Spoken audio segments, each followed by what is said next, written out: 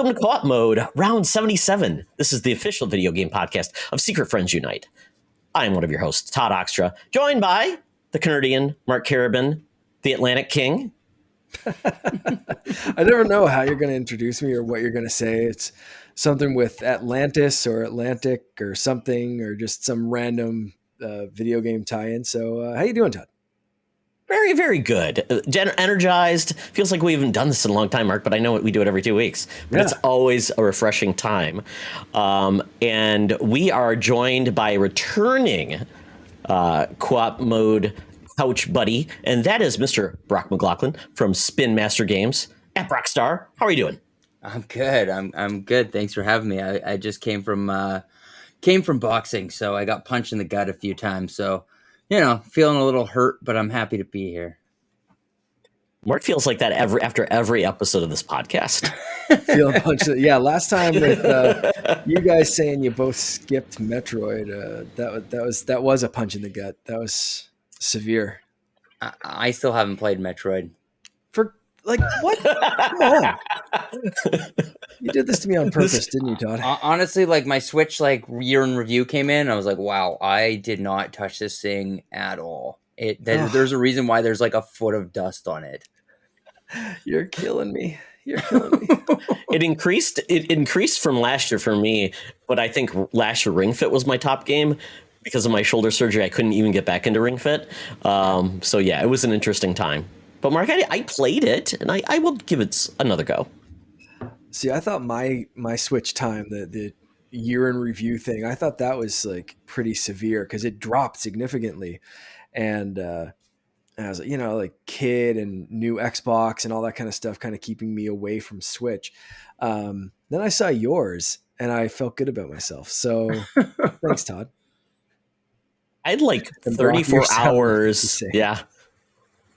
I used it for some more Animal Crossing and I'm forgetting the one thing I played. Oh, a ton of my god, I'm just blanking now. What was a big game that came? Oh, Pokemon Snap. Oh yes, that was my most played game of the year. Yeah, me too. All right. And it wasn't even that much. No. Gotta snap them all. Did you snap them all? I didn't. I haven't gone back and played the DLC yet. I need to do that. It's good. Yeah. Is it? Yeah. Yeah. I find it's a good game to go back to because then it kind of feels fresh again. Like if you played it like the first and you just kind of ran through and it was the same course every time and little things changed or whatever. But I find when you go back to it, it's just like it's a good game to go back to because you're like, oh yeah, right. How do I get this Pokemon to do that stupid thing again?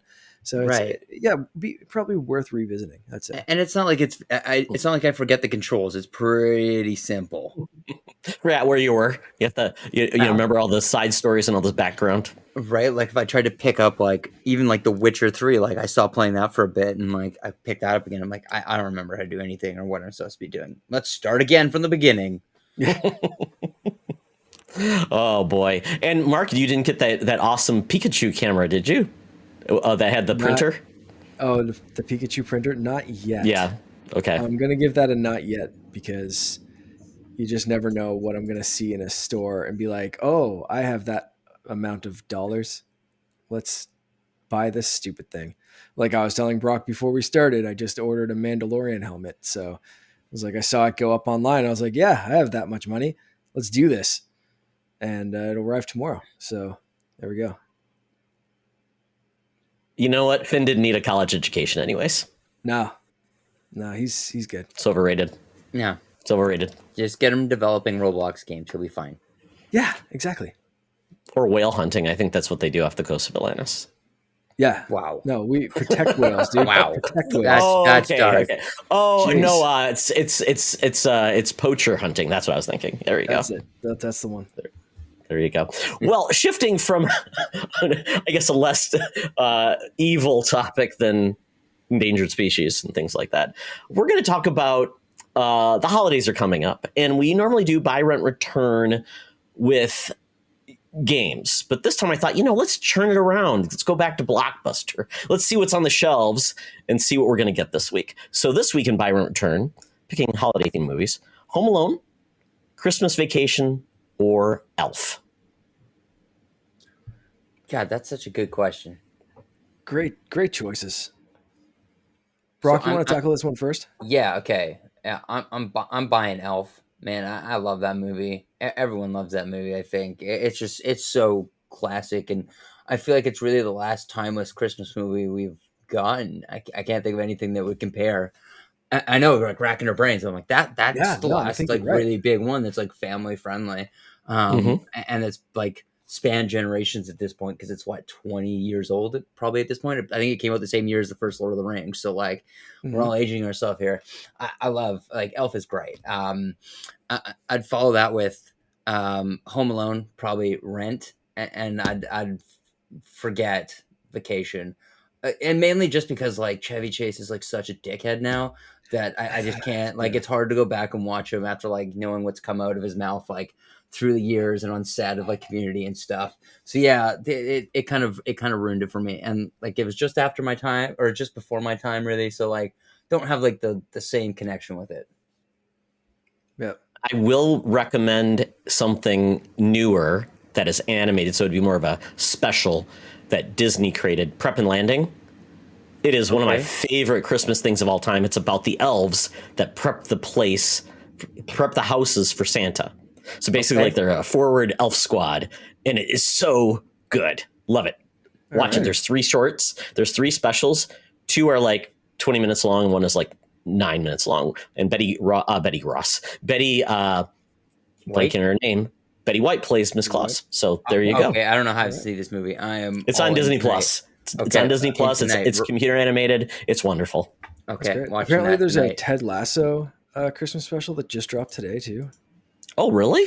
I think it's the Christmas episode, right? Yeah, I think it's like a claymation short. No. Yeah, I was just gonna say it's claymation, just like the start of that Christmas episode that was in the last season. So, very cool. That should be interesting.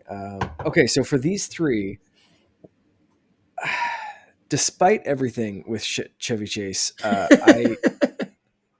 I'm leaning towards keeping Christmas Vacation just because, like, growing up, my sister and brother and I just absolutely loved that movie, and like it was just like the thing that we did and quoted from like the day after Remembrance Day. It was just like, or like Veterans Day for anyone in the States.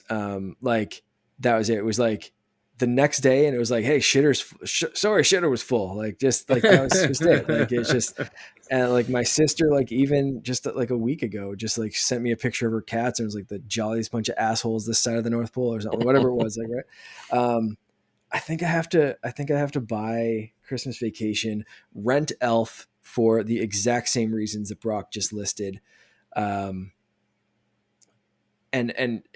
it was a toss up between which one I did kind of want to. I'm picking this just to be different than Brock, to be honest. So I'll return Home Alone.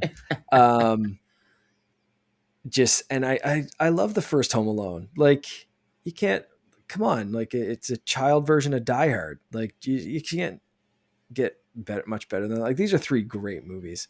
Like just watch them all. My favorite part of like that, like Home Alone, is just Joe Pesci is trying not to swear the entire time at like Kevin McAllister. Like he's holding back the F-bomb so bad. He wants to say it. There must be outtakes where he drops some swears. I want the director's cut of that movie where he just goes completely bonkers and they don't bleep anything out. That'd be great. Whatever happened to Daniel Stern? That guy was like in City Slickers, Home Alone, and then you never saw him again. It was so weird. He secured the money and disappeared into the sunset. Apparently. That's the way to do it. Todd, what are your choices here? You know, Mark, I hate to say this, but I'm going to mirror yours. And my Twitter handle updated to Todd Danny F-E-K Oxtra. So you know what I'm talking about there. But yeah, Christmas Vacation has a very special place in my heart. The whole Vacation series, it was something my dad and I shared. I was too young to see Vacation in the theaters with the lady parts. And then we saw everyone together, and my dad passed away. And this is one of the last movies we saw together that was holiday themed. So it's got a very special place in my heart. And it just made my dad laugh his ass off. And yes, Chevy Chase is very problematic, but it's it's one of those things where it's like it's just very hard for me to separate the movie and the character. I do, Clark Griswold is Clark Griswold, and Chevy Chase is just Chevy Chase. So but yeah, he's definitely a jerk because I was a huge Community fan. I'm like, oh my god, what a jerk. Then I'm going to Elf once again. I don't know what else to say about it, but it is. If you get a chance, the movies that made us, they did Home Alone, they did Elf. So watch those; they're fantastic. Oh yeah, they're both great. Yeah. So fantastic. It's funny that Elf was like filmed in Vancouver partially, which I never knew until watching that documentary. Like I'm from Vancouver, and I had no idea it was filmed there. Wow. So many good things. I didn't know narwhals existed until that movie came out. I thought they were fake. What is this? Buddy. And it's my son's favorite animal. So there you go. And then Home Alone last. I mean, it's still a good movie, but it's just one of those movies that I'm not as close to. But I totally get it. It was very fun. That was the heart of the Macaulay Culkin era. Loved that kid and just so much fun. I will say, though, it's much better than Home Sweet Home Alone, which that movie. Is that the new one? It's a new one on Disney Plus. Yeah, I had to turn that one off. Oh, I haven't even started it. It was like, yeah, not for me. Like, look, maybe that's for. I watch a lot of Hallmark movies, and I couldn't handle even that one. Oh wow. Yeah, it's got a good cast too. That's the sad part. But yeah, annoying British kid. First mistake. Pick a better actor. Yeah, was not feeling it. And like, this is my secret. I love Hallmark movies. Like, love them. I think they're hilarious to watch. Oh, there's so many now. It's so awesome, and I love it. I will say there's an episode of The Simpsons that came out last season where they filmed a Hallmark movie in Springfield. It is so amazing because they hit all the tropes. I need to watch this immediately. Did you see the one where watching that? Did you see the one where the girl comes back to her small town from the big city, and she finds love? Oh, I think I know exactly which one you're talking about. Yeah. Oh, sweet. Okay, yeah, it's the guy she didn't even realize all along. Oh my goodness! Yes, I think I did see that one back in the day. She was the CEO of a big company, and she left that all behind for a guy who wears overalls in a small town. Oh my god! I'm so glad. Did she make specialty jams at a small shop? Was that her go-to? Yeah, that's the new career path. That's what we have to do next time, Mark. We'll do a topic that's all about our favorite guilty pleasures. I think we have to do that with gaming. Yeah, very good. So let's talk about games, because this is a gaming podcast. We're not watching Halloween, Christmas movies, things like that, drinking eggnog out of Wally World little mugs. We're playing games. So, Brock, I have you as guest here. I'll update that. What have you been playing?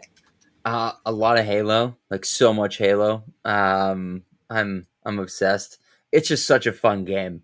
It definitely has some glaring problems, especially in the single player mode. But it's just so fun, and like I could just like lean back into the couch, sink right in, and just spend hours playing it, which I haven't really been doing with any other game in quite a bit. Despite how many games have like dropped this fall, I'm like overwhelmed with how many things came out. Like Gunk's on my radar for tomorrow. I want to check that out, despite its just awful name. And then otherwise, like Forza, I keep going back to Forza 2. It really feels like a copy paste of the last few years, and doesn't really do anything new or different. But it's just, again, like just a really fun, visually beautiful game. Forza surprisingly plays very well with cloud gaming, and I got myself a Razer Kishi for my phone. It was really enjoyable. It played very well, and it scales very well. So if you want to play more when you have nothing else to do, right? Exactly. Right out there. It's highly playable. Okay, cool. Good to know. Anything else, Brock, or just inundated with those two? Anything else, man? I'm blanking now. I keep going through different games and checking them out, but nothing's really stood out. Like just totally enamored with Halo. Oh, Unpacking. I did that one night. That was like really relaxing.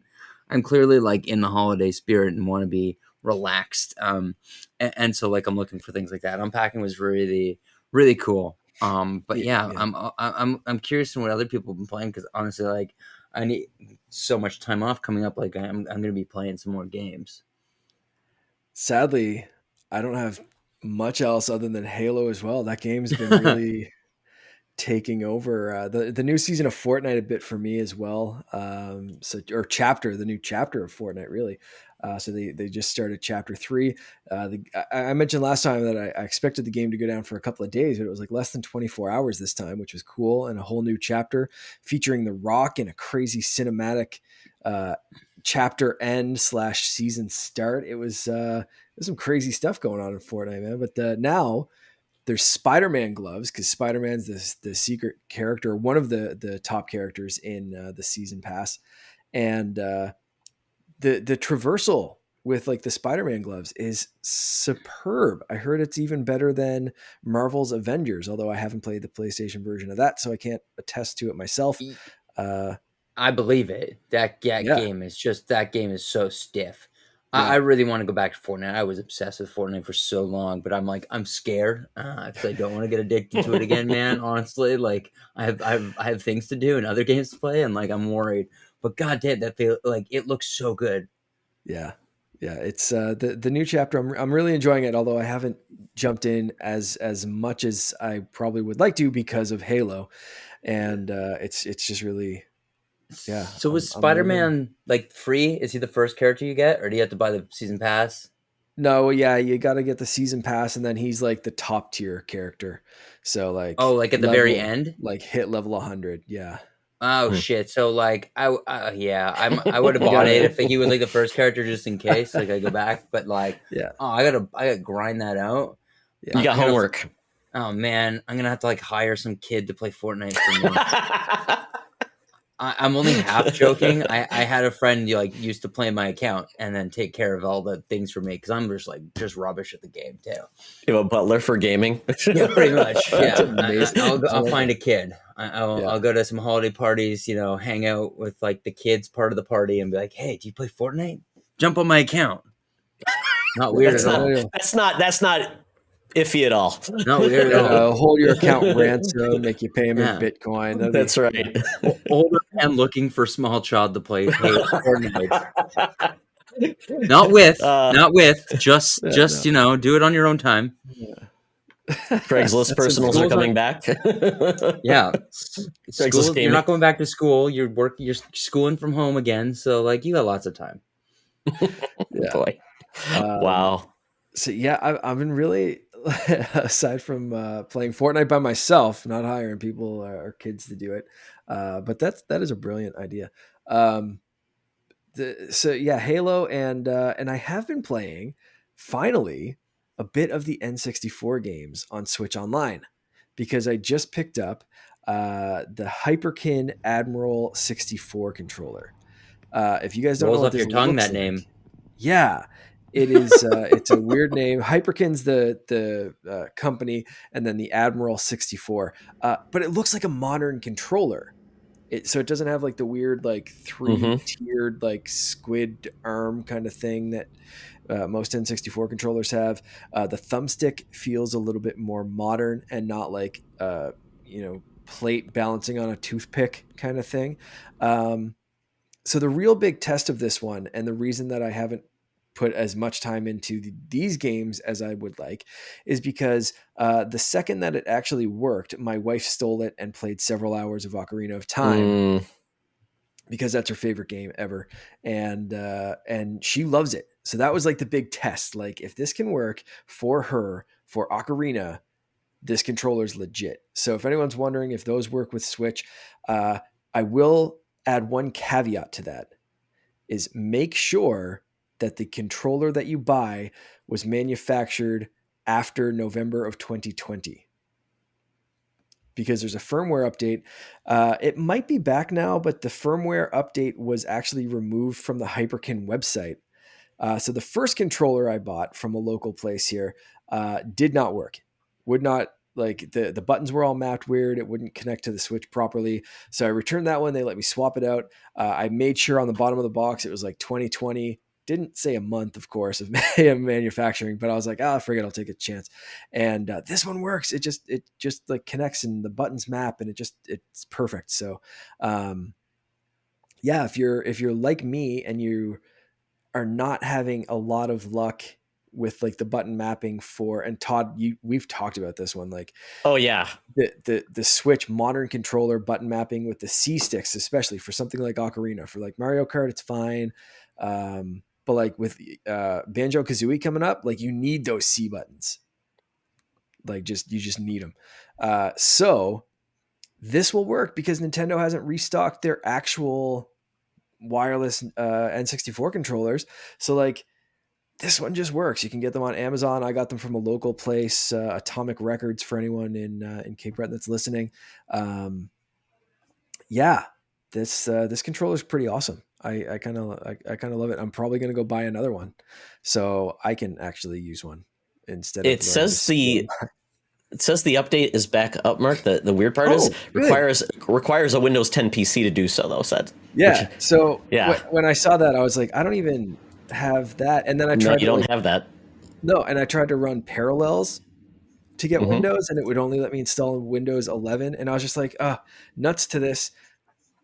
I'm just like gonna swap it out and hope the new one works, and the new one works. So that's it. But I'm sure I can find a Windows 10 PC if I like really want. Well, Windows, it should work for a Windows 11. Yeah, I mean it's pretty much all compatible. Oh, maybe, I don't know. I just couldn't be bothered. I was just like, you know what, swap it out. So yeah, there we go. Nintendo's got to make everything complicated, man. Yeah. Got to upgrade that Switch for firmware upgradable compatibility. Yeah, I needed something else to collect dust around here. Well, it sounds like it's their Bluetooth protocol, Mark. I think that's been Nintendo uses some weird protocols sometimes. No, that part's Nintendo, but I mean like the weird firmware update stuff, like because like other controllers just work, right? Like I've had 8-bit controllers, and if they have a firmware update, like they worked on my Mac, they just kind of like. It's easy to do. It's not like you need a Windows 10 PC with this kind of like, it's just weird. Right. And like I said, I was reading that the driver was a broken link on the website or something. So I just said, screw it and kind of swapped it out. But yeah, when the controller works, highly recommend so far anyway.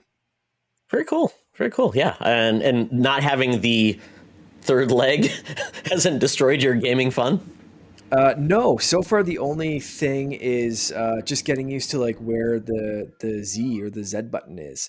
So that was like for targeting in Zelda, you have to hit that, and it's kind of like the L2 button. So at first I kind of like I wanted to hit R and L, and then I was like, no, that's not right. So then I hit like the L2 or whatever. So anyway, aside from that, like it maps perfectly, and it's just a more I wish I had it here, like I could show in the video version, but I don't. So maybe like fire a picture up and just show people how different it looks. But it's pretty good. I knew the guy who did the video editing. I know. Yeah, I'll maybe. Is he the same kid that plays Fortnite for me? Mm-hmm. Exactly. Yeah. That's the one. That kid gets around. Old Johnny does this for us. Yes. Yep. That's right. Well, I also played Halo Infinite, and I'm playing it on. When I finally got to play it, I went through I did all the pre-install to play it on PC, and then when I went to play it, nothing was downloaded or installed. I'm like, what is this? So finally got it taken care of. Yeah. And I went to Chicago. So like that weekend. So I'm like, can I play a little bit before I go to Chicago? Which I eventually did. Have it on Series S, have it on my gaming PC. And it's great because it does the cloud saves and the cross saves, which is great. Pick up and play, which I hope in the future that all games do that, because that is so fantastic. Such a quality of life. It doesn't matter where you play it. If you got the game, let me continue. And it looks great on Series S, looks great on PC. I played it with controller on PC, so I'm a heretic, I think. But I had a great time. I'm at the point where it really opens up. I guess once you get off the ship and you do your first destination, that's where I'm at. So I'm still very early in the game, and still getting used to the weapons.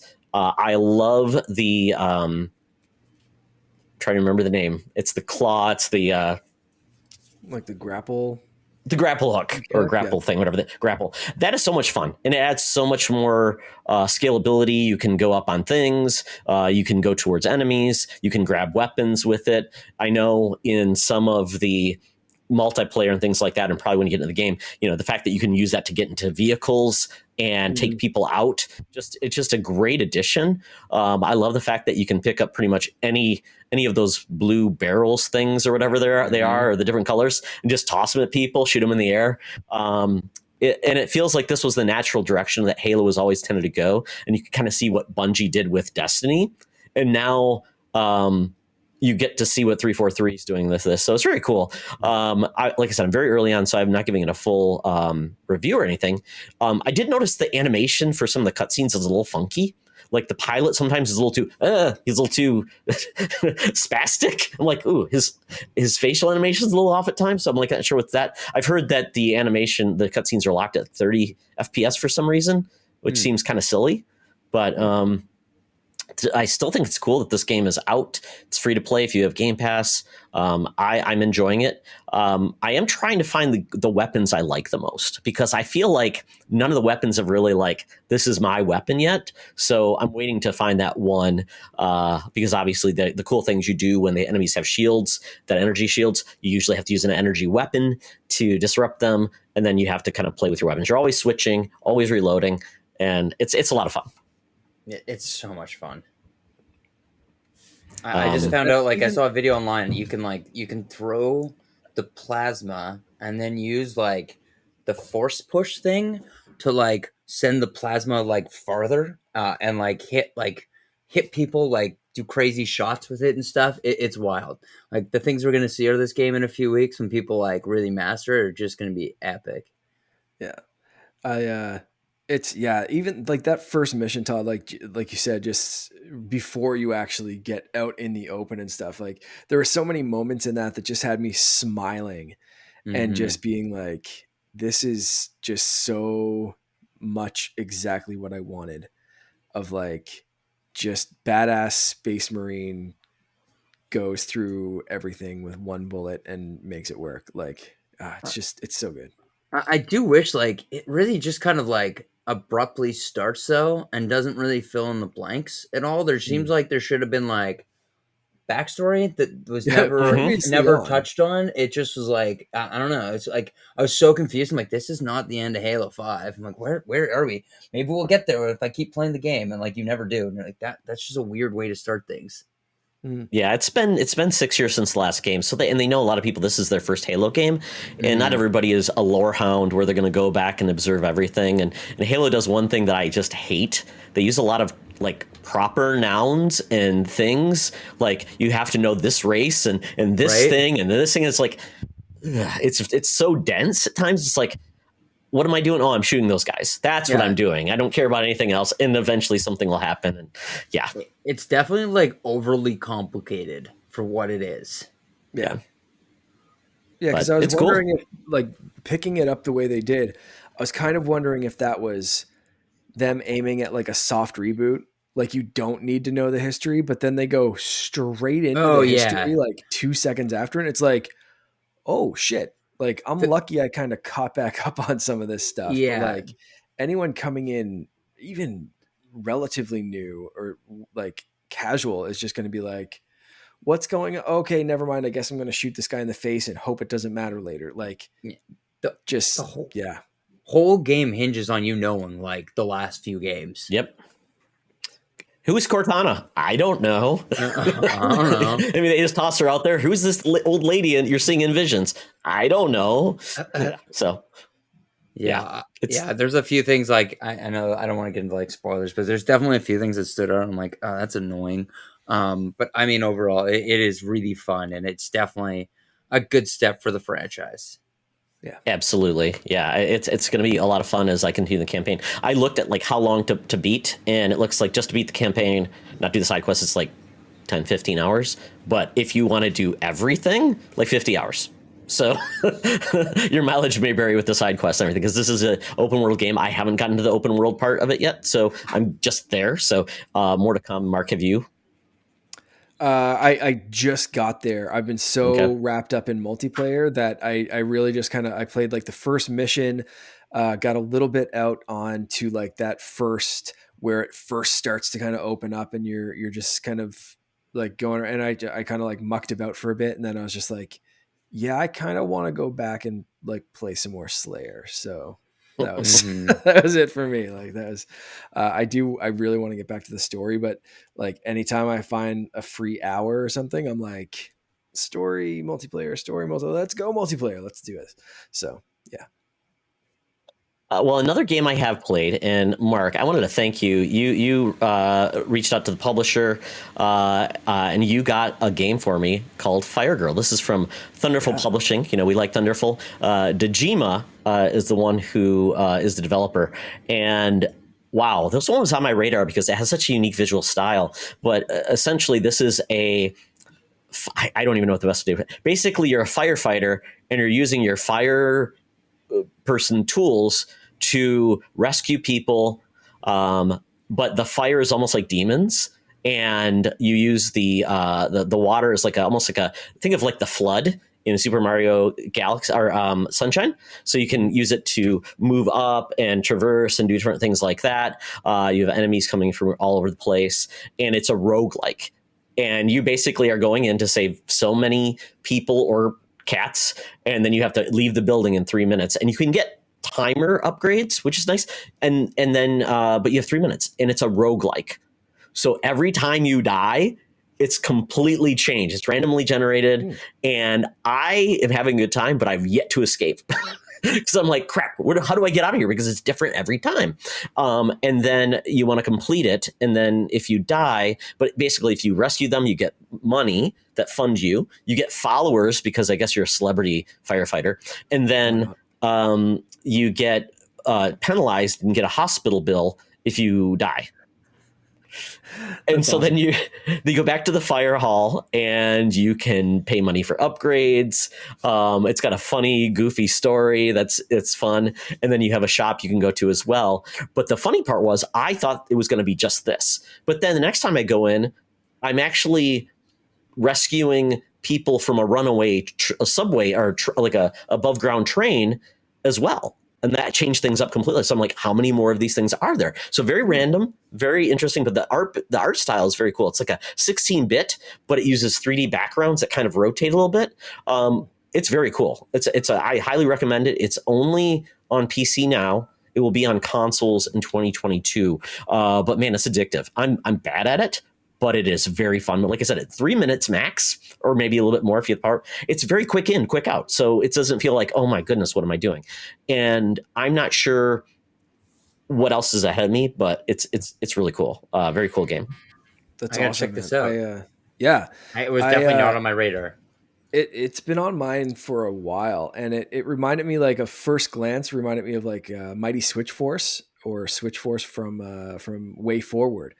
And I love that game. And that one's more like rescuing people as like a police officer kind of thing, but you're like solving world puzzles and like trying to figure out how to get to the platform where the people are and like how to get them out of whatever situation. So I'm glad the gameplay in this sounds like really different, and like it's a very vastly different game, but like that first caught my eye because I really liked Mighty Switch Force, and yeah, I'm really even more intrigued now that I hear you talk about it. So I can't wait for this to come out for some more platforms. I think it's hitting all consoles, like you said, next year. So it's going to be something to look forward to for sure.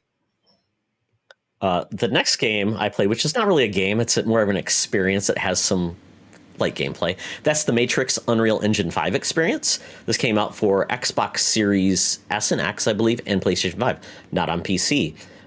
It's like 30 gigs. It's huge. But it's like 15 minutes of gameplay. But quite honestly, if you really like wandering around a like made up city that's done in Unreal Engine 5, and you want to just be a peeping Tom and look into every window in a high rise, this is the game for you, because you could just do it all day and visit the city. It's really cool. It opens up with Keanu Reeves and Carrie-Anne Moss, and and you realize, oh, that's not them.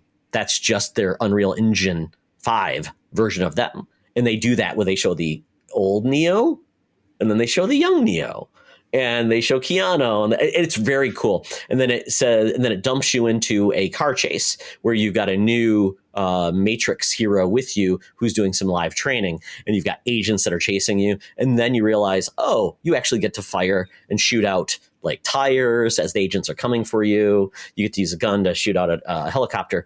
And that's only like 3 minutes long, very quick. And then you go into the cityscape where you can walk around, interact. And what the cool thing was is they show you all the effects and capabilities of Unreal Engine 5 as you're doing it. Like you push a button to show you how the effects change and how the city has moved and what Unreal Engine 5 is going to bring to gaming. Because quite honestly, we're using a lot of old engines currently still that aren't really meant to maximize what this hardware can do. We do have the new Halo engine, Slipstream, that's coming out. And I think some of the newer games, I think like Returnal, maybe Deathloop, are using new engines maybe. But Unreal Engine 5 is very, very capable. And it's going to be very exciting. And I believe Fortnite is the first game using Unreal Engine 5 too, which is just unbelievable. But that's Epic. They make Unreal Engine, so why wouldn't they? Yeah, correct. Like Epic went all in. That's a smart ass move on their part, eh? Yeah. I love that demo so much. It kicks so much ass. It looks so cool. Yeah, I like couldn't believe at one point like it was digital characters and like you said, I loved how you can break it down and be like instantly shift from day to night or like see the polygons or see the AI models and like kind of how their path is going and like just all the amount of detail in this weird little tech demo was so wild.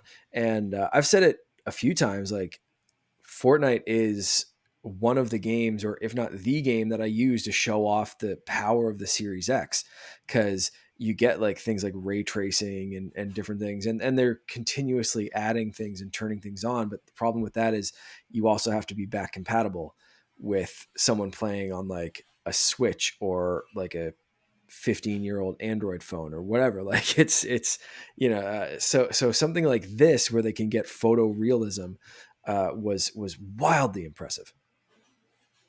It's amazing it wasn't on PC. That's the one thing that really surprised me. But I guess with Xbox Series X and S and PS5, they've got a set of specs that they can definitely plan to, which makes it easier to really highlight all those capabilities of those boxes, which is really cool. Yeah. And lastly, not something I played, but something I watched that I would highly recommend to those of us that are video game fans. That is 8-Bit Christmas. I believe it was on HBO Max. And it is essentially the Christmas story, or a Christmas story for our generation, because it's all about basically replace the Red Ryder BB gun with an NES. Neil Patrick Harris is telling his daughter about the year that the NES came out, maybe the year after, and he wanted an NES, and this is his story of how he got his NES. And it is a lot of fun. Steve Zahn plays the dad in the back in the story, and it's just fun. I really enjoyed it. It's very nostalgic, and if you are a fan of the NES, Nintendo, they go all in. It's set in that era. It's a lot of fun. I enjoyed it. Yes, it's cheesy. It's got all these things, but for 90 minutes, and it's a new holiday film that I could definitely relate to. That was little Todd Oxtra back in 1988. Full in on the NES. For any Canadian listeners, that is on Crave. I know some of the HBO stuff doesn't end up on Crave, and some of it does, and Crave's all weird now with basically charging twice for their basic package kind of thing, but it bundles in the HBO stuff. Anyway, it is there. I just checked. So I'll have to watch that one. Very good. Very good. Oh, well, that is what we've been playing. Now, I guess we're going back to what we watched, and not everybody watched this, but it was on TV last week, or streaming, and that is the Game Awards. Jeff Keighley's Game Awards, not to be compared to any other Game Awards, because there's a million out there right now. And we had the winners of the awards, and then we had everything that was announced. I think the amount of time they spent on the winners was probably about 15 minutes out of the 3.5 hours that was spent. And I think they only truly presented to the actual nominees about 5 awards maximum, maybe. Yeah. And the rest of them were just, here's a list of names and who won. Didn't even show any faces, which was they did highly a couple problematic. Of those double up to thing like, this game also won this award and this award. Congrats, guys. Get off the stage so we can show another world premiere. I think the whole thing is so cheesy. I don't like it. I don't like Jeff's whole thing. And like I work in marketing and advertising. I don't want to sit and watch commercials for 3 hours. Like it's like the Super Bowl if you didn't have any Super Bowl. It's just and just had the commercials for like 3 hours. They showed the And highlights so between the commercials. and like I feel like it's just Jeff's weird thing to like meet celebrities and feel like cool. I don't know. The whole thing is just very odd to me, and like to not give any love to any of the developers is just so weird when that's what the whole thing is supposed to be about. And then you're sitting there like, praising like Call of Duty and stuff, and like Activision, and you're like, this seems very not good timing and just weird.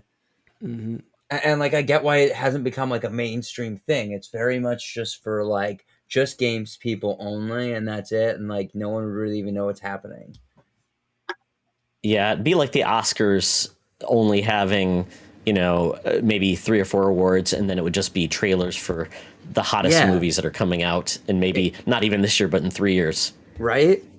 Like, I don't know. Like, I know people get really excited to see game trailers or like the game title cards, which is like my biggest pet peeve, where it's like fucking like 3 minutes of a black screen and then slowly in fades the title of the game, Elden Ring 2. You're like, okay, cool. I get nothing from this, but now a blog can post about it, and and I get a paycheck if I'm Jeff, for posting this video. Yeah, but it's like it's strange. There wasn't really like even like thinking back, like I didn't watch the show. I just kind of caught up on the highlights, but there's nothing like nothing's coming to mind. Like I'm like, whoa, I'm stoked on that. I like more of like Nintendo's indie thing they did today. Like I think that's more impressive and like a better love letter to actually indie games. There seemed to be more buzz, and I haven't had a chance yet to watch the indie showcase, but I saw some things on Twitter and like some people talking about some of the games, and like there seemed to be more positive buzz after that 20-minute showcase than a 3.5-hour long game celebration, for lack of a better word, because award show seems kind of weird at this point. But like, so like obviously there's something that was missing from the Game Awards when a 20-minute indie showcase from Nintendo seemingly, I don't know, maybe it's just my circle or whatever, but like seemingly gets more hype around it. Like you said, with Activision, one of the big hype moments for me at first was Star Wars Eclipse. Yeah. Big Star Wars fan, big video game fan. The trailer looked cool, although it was all CGI, so no gameplay or anything like that. And then Quantic Dream came up. And it's like, okay, one, what am I going to do? Smash the X button to yell, Yoda! Yoda! Over and over again? Or whatever. Like, what kind of game is this going to be? And also, the like management at Quantic Dream just seems like so toxic, and some of the stuff they've said is just horrendous. Like, could Lucasfilm not have partnered with someone a little bit better? That's what really it was a quandary me to Mark, because if anybody's got lawyers and knows how to investigate people, it should be one of the biggest entertainment companies. So there's got to be more to this whole thing, because I know we've got a lot of things out there about Quantic Dream, but a lot of it I found contradicts itself, because like a lawsuit won, lawsuit lost, like, things are going on. And David Cage is such a weirdo who I think really wants to be a filmmaker, but he wants to be, so it's such a weird thing. And I will say, I always give developers the benefit of the doubt, because when you say this about, well, Quantic Dreams do this type of game, but then people are like, well, man, Playground Games is going to make Fable. Oh, yeah, like, yeah, studios can do a jump.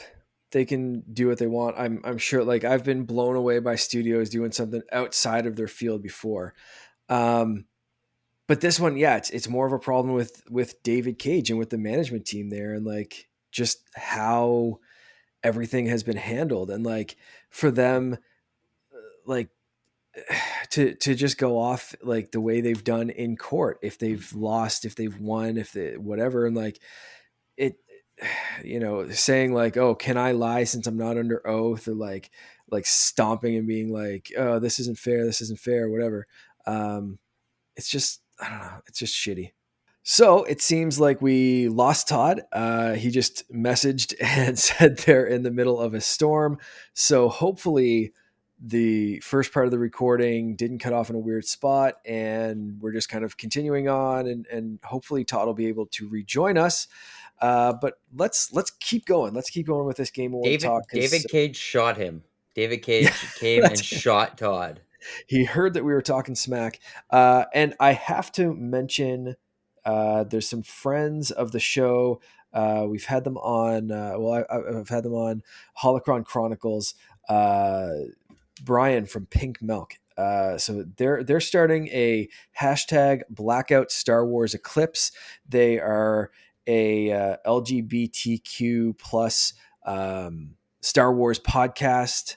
And they kind of they're taking this personally, right? Because if you don't know, David Cage has said some pretty nasty things about queer people, and some pretty like homophobic and racist and sexist and just some terribly nasty things that I don't really want to repeat on this show, but you can go look those up because they're quite public.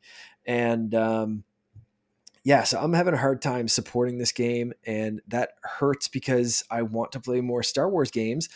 But I see this and I'm just like, okay, give me Fallen Order 2. So even like the game that I should be the most hyped about from the Game Awards is massively problematic. There seemed like my wife watched some of it with me, and she was just kind of like, it just seems like every game's the same. It was all like post-apocalyptic horror games for the most part. So was there anything announced or anything at the awards that kind of like stood out to you, Brock?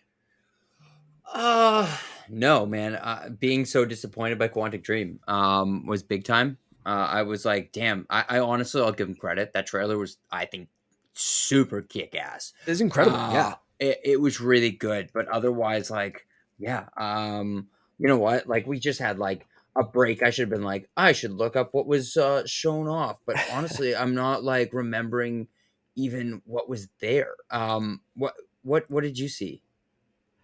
Well, like that was a thing. They did announce a little bit about the Unreal experience. That was one of those, and it's out right now. Go play it right now. So that was one of those things. Alan Wake 2 was one that seems to not be super problematic. People have been waiting for this one. It is but again, more survival horror, more kind of in the horror genre, which is great if everything else didn't have the same kind of horror vibe.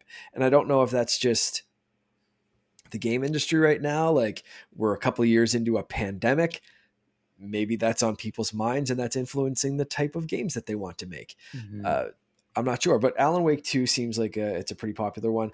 Wonder Woman, it's by the Monolith, same people that made Shadows of Mordor. I want to see more of that, but super happy that Wonder Woman's getting a game. You already kind of made fun of Elden Ring a little bit. We saw a little bit more, some gameplay stuff of Suicide Squad, Killed the Justice League. First glimpse, very short glimpse though, of the Halo TV series. Mm-hmm. Hellblade 2, Senua's Sacrifice, or Senua's Saga. Kick-ass gameplay trailer. And that was all real-time, in-game, in-engine, no cinematic or anything like that. Like, that's how good that game's going to look. So I was kind of impressed with that. But again, when I finally played Hellblade, which was actually this year, I was not in a great place to play that game. It was just after Bobby had passed away, and I was looking for something to play, and that was not a good choice at the time. That was not the kind of heavy game that I should have gotten into at that moment. So will I be in a better headspace to tackle Hellblade 2 this year? Maybe. That was something cool to show off. Todd has rejoined us. Todd, how you doing? Damn winter thunderstorms taking out my internet. Who knows? So the only thing you really missed was we're talking about some of the stuff that we like to see, or some of anything was there anything that stood out that they showed in the Game Awards that kind of stood out to you? We've covered the Halo TV series a little bit. Alan Wake talked a little bit more about Star Wars. Wonder Woman and Suicide Squad got a little bit shown off in various levels.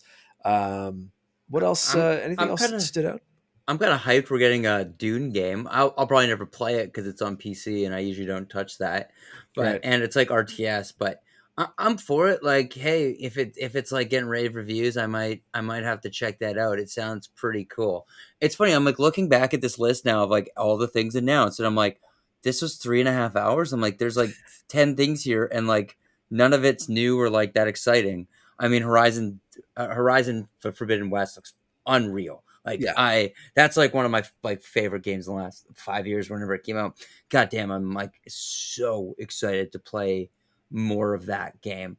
And Alan Wake 2 looks cool. Like I love that. I replayed some of that when the remake just came out, which is cool. I don't know if we really need more, but you know, I'm all for it.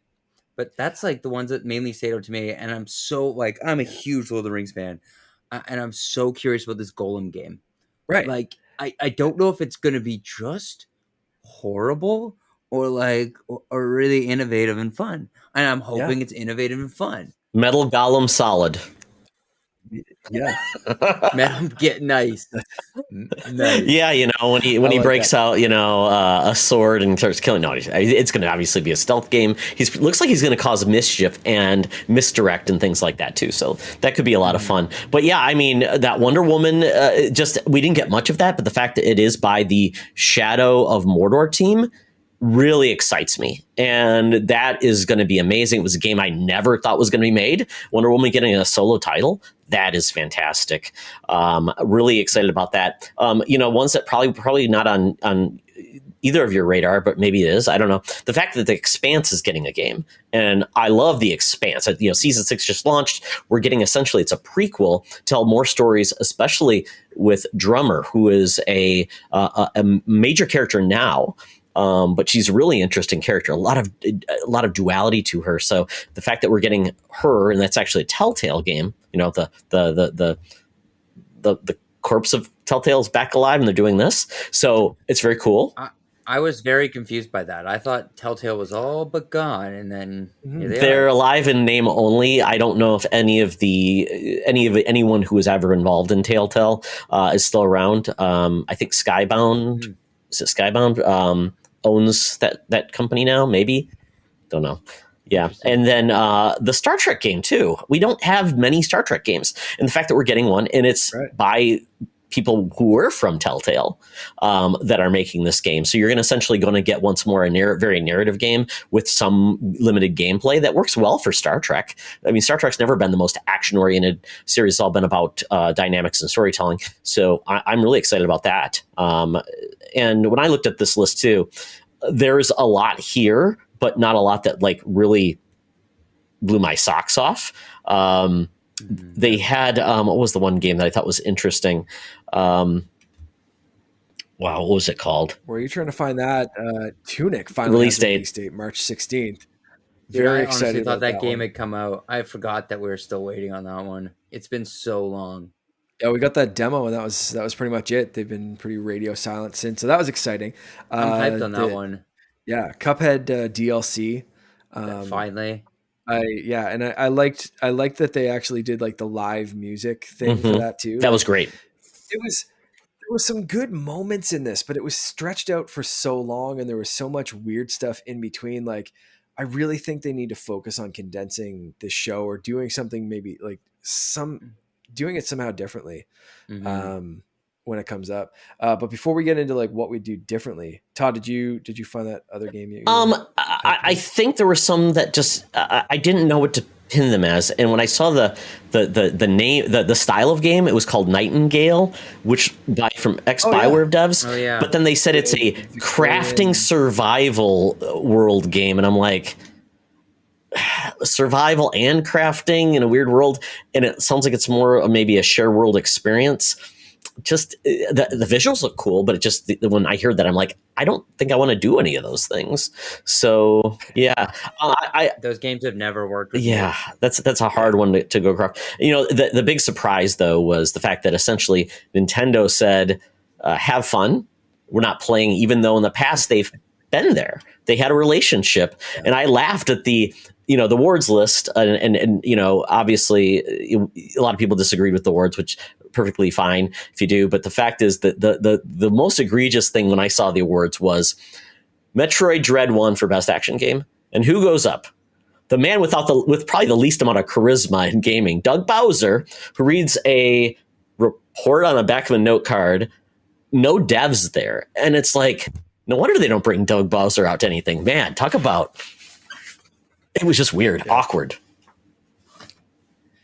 Yeah, he's no Reggie, that's for damn sure. No, and it was just a shame. The other thing I think they could have done out with that DokeV Korean, K-pop song, that I'm like, are they trying to make this game into something? Because I saw no point to that. I don't lie, Todd. You're just frustrated that you can't learn all those dance moves. You've had that downloaded on your Spotify since that day. See, Brock's been practicing. I know. Did you see the karaoke video that Charlie uploaded from C2E2, Mark? I think you might be mistaken at my skills. You do have some skills. Any awards that you guys thought stuck out, like, yeah, that kind of deserved to win? I know a lot of people are like up in arms, and I don't want to go through every single award. So maybe even just Game of the Year. What did you guys think of It Takes Two being the winner? Dude, I love that game. Shocking, but what an incredible game. Did you play with your fiance?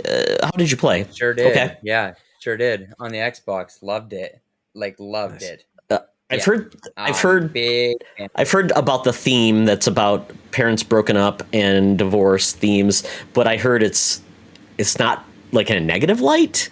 So, I mean, did you take that away from that game? Yeah, I mean, it was. I'm trying to think back. It's been a while now, but yeah, it's a little depressing, but I thought overall it was a great story. I really enjoyed it. It definitely took some big swings and risks.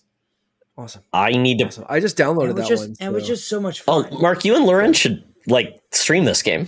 That's why we downloaded it. So during our last stream, we had some people watching and commenting on what we should play and that kind of stuff. And that game came up, and one of her friends actually texted her and was like, no, I was like, because she commented and then she texted her afterwards, like, I'm serious, like, you should really get this, like, it's free on Xbox if you have Game Pass. And she's like, Mark has to have Game Pass. I was like, yeah, of course. And so she was like, yeah, you should do that. You should play it on stream. So that's going to be coming up. I don't know exactly when our next stream will be with the holidays and stuff coming up, but yeah, that's on our list of stuff to tackle. So follow me on Twitch, _Canardian, where we're going to be tackling It Takes Two. Chris Johns has promised he will play this game with me, so we'll see if that happens. Another broken promise with Chris. I was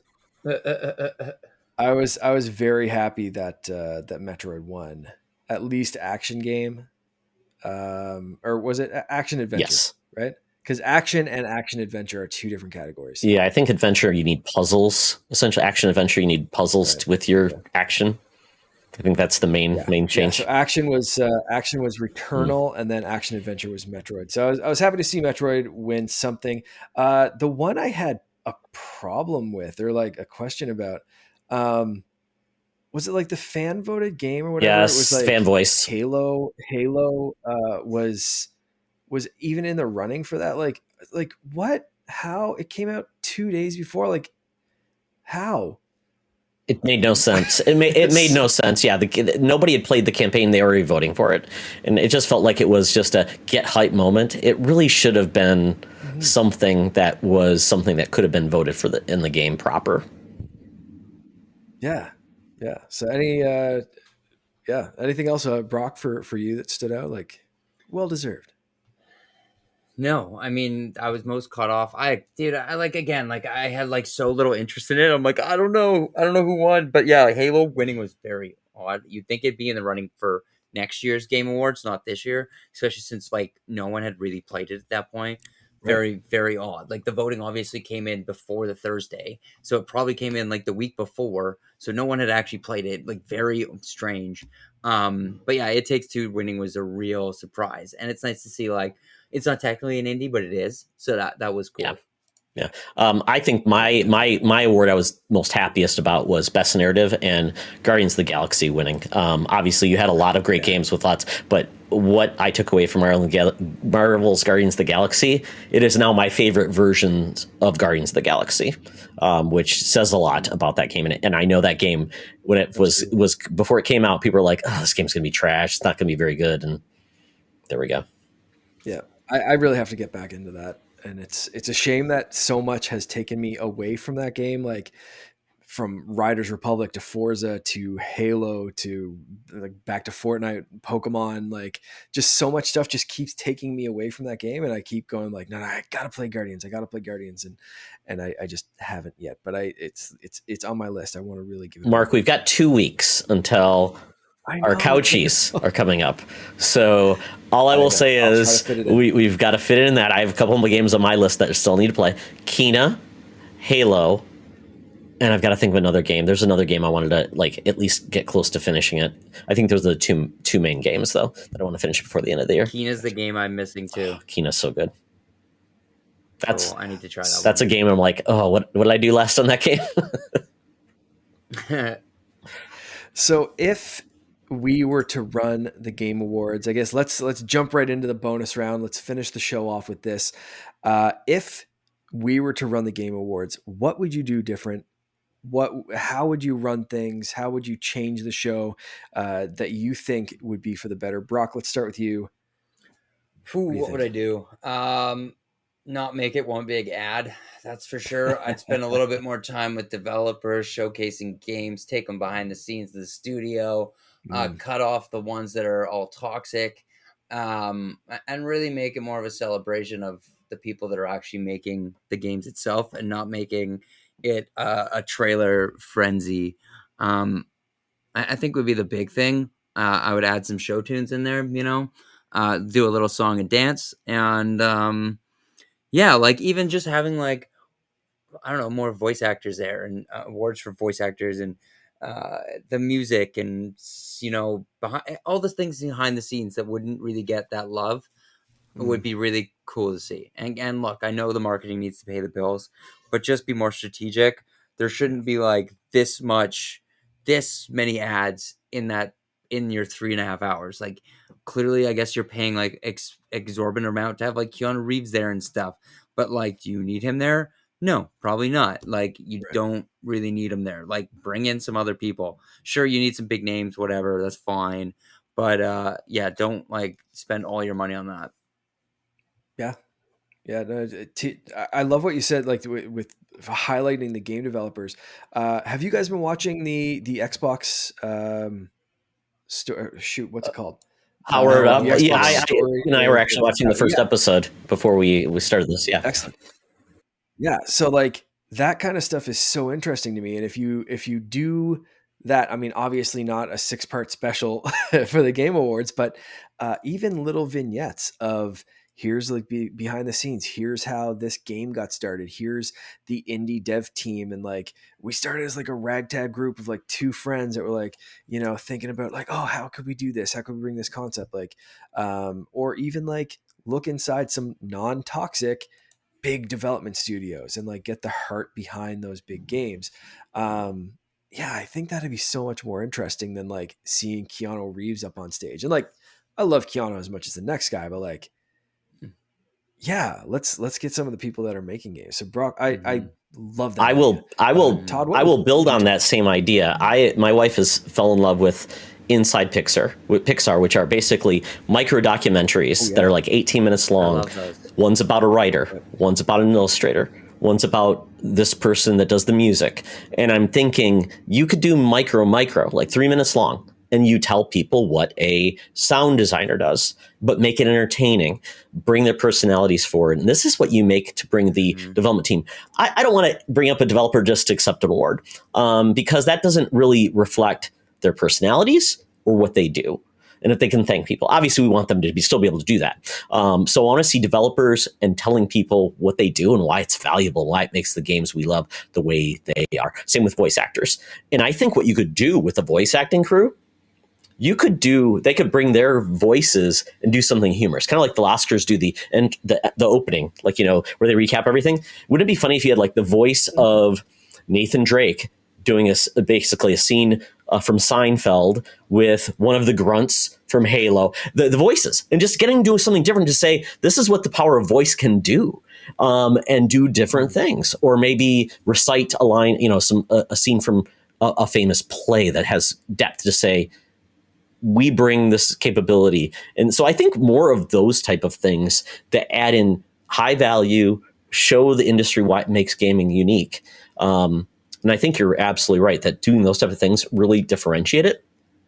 I think another thing that was missing, which the Game Awards did previously, but I don't know why they stopped. And that was called, I don't know if they call it the Icon Award or Legends, where they highlighted the pioneers of gaming. They had Ken and Roberta Williams one year, talked about their role in really bringing gaming up to where it was today. And I thought that was great. And for some reason they stopped. And I think that's what's great about gaming. We've got people now that have been gaming for 40 years, right? They're probably going to retire. We need to reflect on their careers and show people these are, as much as you have great directors like Steven Spielberg, you have all of these great developers and people that made gaming possible. The pioneers that greenlit Xbox, the people that decided that we should do certain things to make gaming come alive. And I think doing more of what they did with they did some cool segments. What was it? Gamers for Voice or Change, or where they highlighted like some drag queens that were also into game streaming. They had Khalif Adams doing his highlighting with it. I like those things, but we need more of those to really show the culture of gaming as well. Yeah. I completely agree. I like the Game Awards when they have some heart rather than, like Brock said, basically just marketing. One of my most memorable things from any Game Awards so far was the developer from That Dragon Cancer a few years ago. Anyone who could watch that and still kind of have a dry eye was like something's a little off, so like it's that kind of stuff that I find you don't always get it at award shows, and games can be so personal like that. And I want those kind of personal stories rather than just like, well, our marketing machine engine came up with this concept and we are happy to deliver it on all platforms. Thank you for your DLC transactions. I don't know. It lost some heart this year or something, but there were those little vignettes, and I'd love to see them expand on that. Absolutely. I think if you have a category, every category does need to be on stage, or like be presented on stage, show all of the nominees. And if there's games, I want to see what's unique about that game, or something of a person who created that game, and say something a little bit about the game, that brings it closer to art. So I think we need more of those moments, because quite honestly, how long would it have taken if they did every award? They showed people from the crowd, especially like the esports people or the teams. Everybody says, I don't know who these people are. Well, guess what makes them even harder to know? If you just say their name and never show who they are, or what makes esports interesting, or what do they bring to the table when they play. It's not for me, obviously, but still, people that it means something to, you got to feel slighted that, that's your team you follow, or the person you follow, and he's not even represented. I mean, come on. There's not it's a text on the screen. Yeah, for sure. So should Jeff Keighley? I mean, if we're making it ours, I also don't think you have Jeff Keighley as the host, or he's fine. But I felt like, oh no, he'd be gone. I'd cut him so fast. He's too friendly to certain people that I felt like it. I'm like Joseph Ferris. I mean, when he does that, I mean, it makes it feel like there's a bias, even though he doesn't control the awards. So, I mean, who would you guys have as a presenter, or would you have a presenter? Would you have a main person, or would you bring in people who love gaming that might be more famous? Oh, I don't know. Yeah, that's tough. Idea. I mean, you could probably rotate through a list of actors or comedians or someone that games and is personable and non-biased. And I mean, anyone that follows me on Twitter may have seen that I called out Jeff Keighley on Twitter during the whole Activision thing, and basically said like, you're up in arms about Kojima, but like, misogyny and racism is kind of like, oh, that's too much for me to comment on. Like, fuck off. So sorry, Henry. But that, that kind of stuff drives me crazy. So like, get anyone, or just get Jeff to be a little less like, I'm doing this so I can meet famous people and be friends with Guillermo del Toro. Like, I don't know. Something's got to change there. No pre-show either. Why would you have a pre-show? I didn't watch the pre-show. So dumb. They had a pre-show. They showed some cool stuff there. One of the coolest games actually shown was in the pre-show, and it was the craziest game in the world. It was basically about an Indian woman who was taking on past suitors, and it was, I forgot what the name of the game. It was so hilarious, but it was like skateboarding in it, cooking, fighting. It was phenomenal. I'd have to look up the name of it, but yeah. And I like the music to a certain extent. I think those moments are cool, showing the power of music within games. So I think we could keep that around. Yeah, absolutely.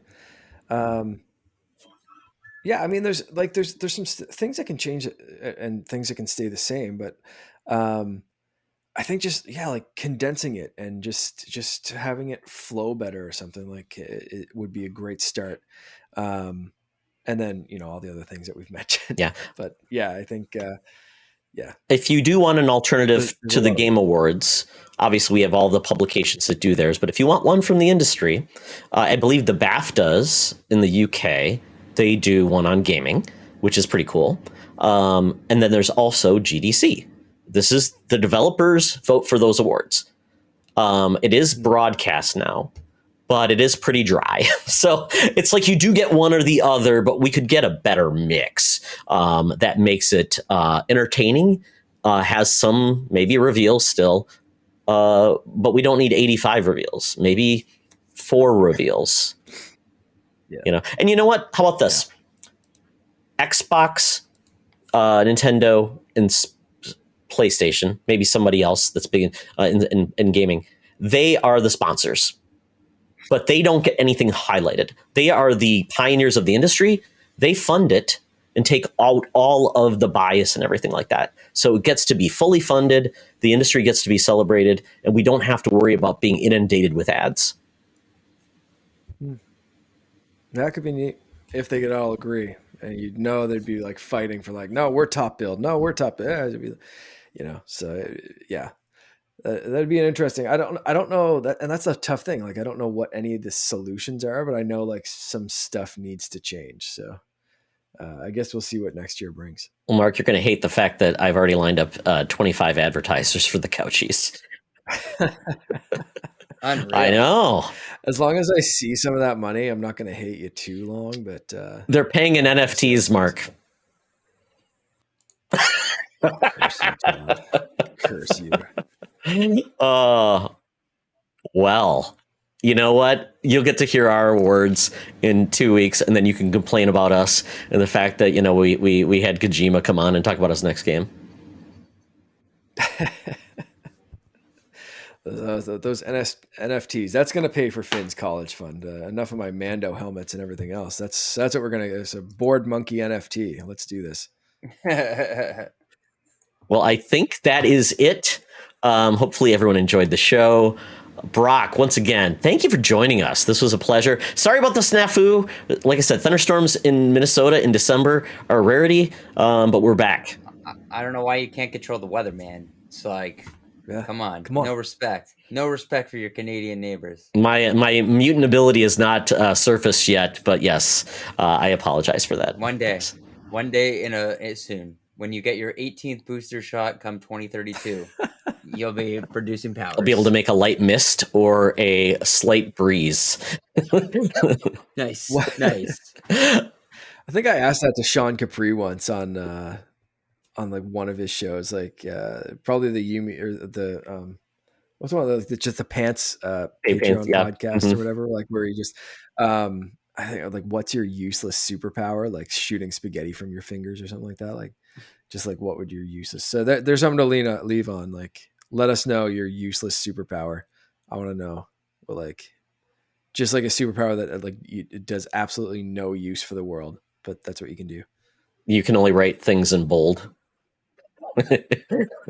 Sure. Bold font. There you go. Oh boy. Yeah. So thanks, Brock, for joining us. Tell people how they can follow you. Thank you, guys. I'm on Twitter like all day at Brock Mclaughlin. I sometimes write for different websites, but I'm around. Just find me on Twitter or Instagram. I'm like posting cute selfies, and then on Twitter I'm usually ranting. Best looking man and best dressed man on Twitter. Yeah, there we go. That's what I want my award for next year. Okay, at the game, best dressed, baby, best dressed. Fuck the fashion show. Dapper Tux is going to be coming after you for that one, but that's fine. He can get in line. I was going to say, I think if we set up a cage match, I think you'll come out. I think I will. Be a suit made out of Pokemon plushies. Yeah, I'm taking on the string bean himself, Dapper Tux.